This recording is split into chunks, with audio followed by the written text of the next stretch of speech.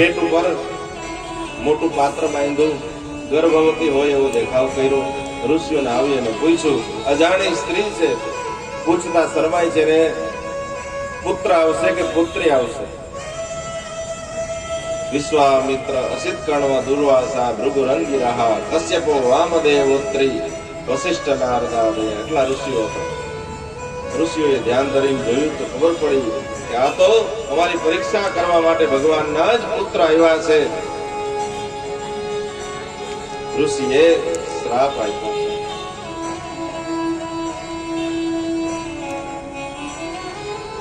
एवं प्रलब्धात् मुनयः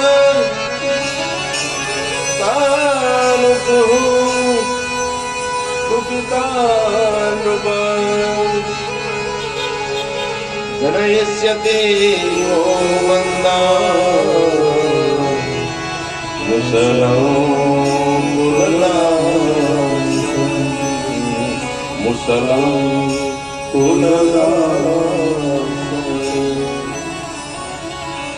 અને દીકરો કે દીકરી નહીં આવે પણ મુસલમ કુલ નાશનમ, તમારા યાદવ કુળનો નાશ કરનાર એક મુસળનો જન્મ થશે. બાળકો બધા ગભરાઈ ગયા. થોડે દૂર જઈ અને સાડી કાઢી અને જોયું કે એક સોનાનો ટુકડો નીકળ્યો. શું કરવું, કોઈને વાત કરાઈ. ઉગ્રસેન મહારાજ પાસે બહુ ખોટું કરી ગયા. બાળકો તમે બ્રાહ્મણોનો શ્રાપ, એક કામ કરો, સમુદ્રના કિનારે જઈ પથ્થરમાં અને ઘસો એનું ચૂર્ણ કરી અને પાણીમાં વહેડાવી દીધું. ચૂર્ણ કરી પાણીમાં વહેડાવી દીધું. છેલ્લે એક કટકી વધી જે ઘસાતી નહોતી, એમને પાણીમાં નાખી દીધી. જે ચૂર્ણ હતું એ પ્રભાસ ક્ષેત્રમાં તણાઈને આવ્યું.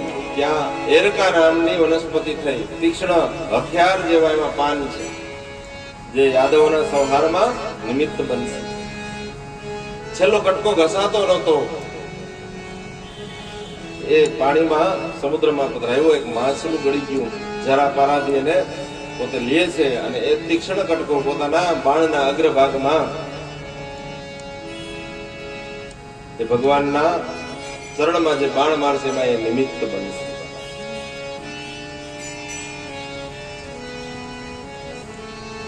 યાદવ કુળનો એને શ્રાપ લાગ્યો છે બ્રાહ્મણોનો. કોઈ એક વખતે નારદજી આવ્યા છે દ્વારિકામાં, જેને આપણે ભગવાન કહીએ. ભગવાનના પિતાશ્રી વસુદેવજી હાથ છોડી અને કહ્યું, હે મને તમે ઉપદેશ આપો, મનુષ્યનું કલ્યાણ કઈ રીતે થાય, મુક્તિ કેમ મળે? નારદજીએ કહ્યું, જનક રાજાના યજ્ઞમાં 9 યોગેશ્વરો આવ્યા હતા ને, ત્યારે જનક રાજાના અને યોગેશ્વરોનો જે સંવાદ થયો ને હું તમને કહું છું.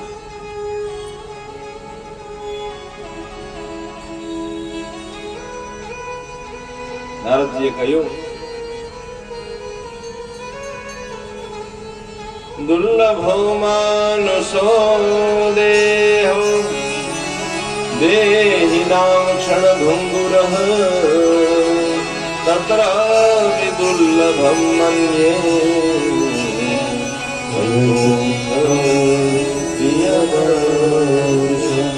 દુર્લભો માનુષો દેહો. કથા શરૂ થઈ ને ત્યારે અહીંયાથી મેં શરૂઆત કરી. આવો જીવનમાં લાવો ફરી કદી ના મળે, વારે વારે માનવ દેહ કદી ના મળે. મેં ત્યારે કીધું હતું એટલો સમય નહીં મળે કે આપણે એકાદશ સ્કંદનો વિસ્તાર કરીએ. આનો જે સાર છે, આપણે કથાની શરૂઆત કરી ત્યારે એ બધી ચર્ચા કરી. માણસ જે જીવન જીવે છે, કર્મ તો કરવાનું જ છે, પણ એવું કર્મ કરીએ કે જે આપણા પોતાના માટે સારું, આત્માનું કલ્યાણ થાય. એ કર્મ આપણને પોતાને સારું ફળ આપનાર હોય. આમ ભગવાનની ભક્તિ કરી નહીં શકાય, પણ કર્મમાં જો ભગવાનને મેળવશું તો ખોટું કોઈ દિવસ કરવાની ઈચ્છા નહીં થાય, અનીતિ કરવાની ઈચ્છા નહીં થાય, કોઈનું ખોટું લેવાની ઈચ્છા નહીં થાય. બાકી કોઈનું રહેતું નથી. કર્મનો સિદ્ધાંત છે. આજે દિવસો પછી, મહિનાઓ પછી, વર્ષો પછી અને જન્મો પછી કર્મ ફળ આપીને જ શાંત થાય છે.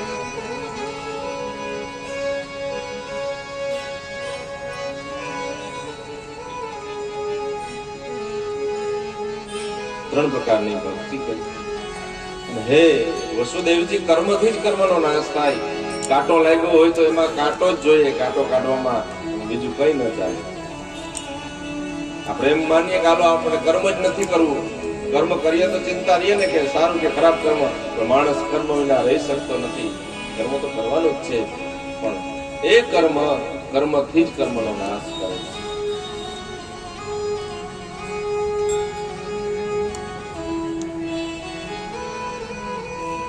મન એવ મનુષ્યાણામ કારણમ બંધ મોક્ષ. માણસ મનથી જ મોક્ષ મેળવી શકે અને મનથી જ બંધનમાં આવે છે. આપણું ગમે એવડું મકાન હોય, અનેક ઓરડાઓ હોય, રૂમ હોય, પણ એનો દરવાજો મુખ્ય એક જ હોય. જેવડો દરવાજો હોય એવડો આગળિયો ન હોય, સ્ટોપર ન હોય. એમાં આપણે જે તાળું મારીએ ને, એની ચાવી એને તમે આમ ડાબી તરફ ફેરવો તો તાળું બંધ થાય, જમણી તરફ ફેરવીએ તો ખુલે. એમ જ આપણું મન ભગવાને આપ્યું ને, એની જો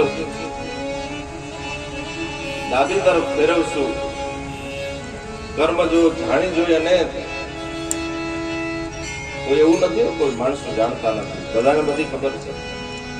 નથી ખબર? બધા જ્ઞાની. કોઈનું ખોટું લેવાય નહીં, ખોટું બોલાય નહીં, કોઈનું દિલ દુભાવાય નહીં, કોઈને ખોટા વચન કહેવાય નહીં. બધાને બધી ખબર છે. તો એક જ ચાવી છે. જો આ સાઈડ ફેરવીએ તો આપણે બંધનમાં આવશું, અને આ બાજુ જો ભગવાન બાજુ ફરી ગઈ તો મોક્ષનું દ્વાર ખુલી જશે. વગેરે આ બધી ચર્ચાઓ કરી છે, ભક્તિના પ્રકારો બતાવ્યા. હવે ભગવાન સ્વધામ પધારવાના છે. દેવતાઓએ સ્તુતિ કરી છે.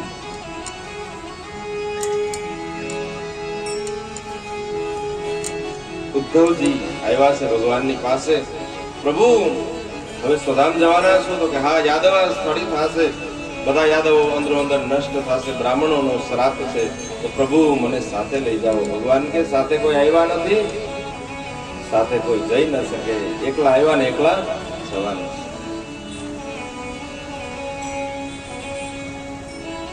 ઉદ્ધવજીને અતિશય ભગવાનમાં પ્રેમ છે. કીધું કે હું તમારા વિના જીવી જ ન શકું. નાહમ તવાંગ્રી કમલે ક્ષણાર્ધમપી કેશવ ત્યક્તુમ સમોસ્ત હે નાથ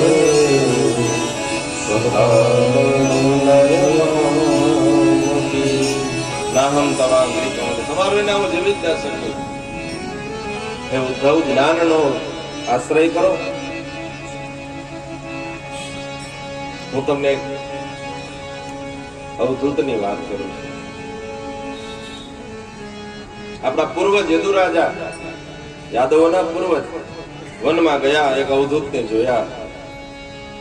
વનમાં રહે છે, કોઈ સુખ સુવિધા નથી, રહેવાનું મકાન નથી, ખાવા પીવાની કોઈ વ્યવસ્થા નથી. છતાં એના મુખ ઉપર એકદમ પ્રસન્નતા જોઈ પૂછ્યું કે આ રીતે તમે કઈ રીતે પ્રસન્ન રહી શકો, કોઈ સુવિધા ન હોવા છતાં? ત્યારે એ અવધૂતે કહ્યું કે મેં બધી જગ્યાએથી ગુણ ગ્રહણ કર્યું. જ્યાં જ્યાં મેં ગુણ ગ્રહણ કર્યો અને મારા ગુરુ બનાવ્યા છે, એવી 24 જગ્યા છે. પૃથ્વી વાયુરાકાશ અગ્નિ ચંદ્રમા રવિ કપોતો જગરહ સિંધુ પતંગો મધુકૃ. મારા 24 ગુરુ છે. ભમરીને ગુરુ બનાવી. ભમરી ઈયળને લઈ આવે, દરમાં મૂકે. ઈયળ ભમરીનું સ્મરણ કરે. ભમરી થોડી વાર આવે અને ડંખ મારી જાય ઈયળને. હવે ઈયળને એક જ ડર હોય કે હમણાં ભમરી આવશે, હમણાં મને ડંખ મારશે, હમણાં ભમરી આવશે, હમણાં મને ડંખ મારશે. એક જ ચિંતન થાય. એટલે અંતે પરિણામ શું આવે? ઈયળ છે ને એ પોતાનું રૂપ એનું બદલી જાય.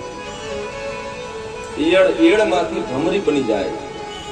તો અવધૂત યોગીઓએ એવું ભગવાનનું સ્મરણ કરવું કે પોતે જ ભગવાનનું રૂપ બની જાય.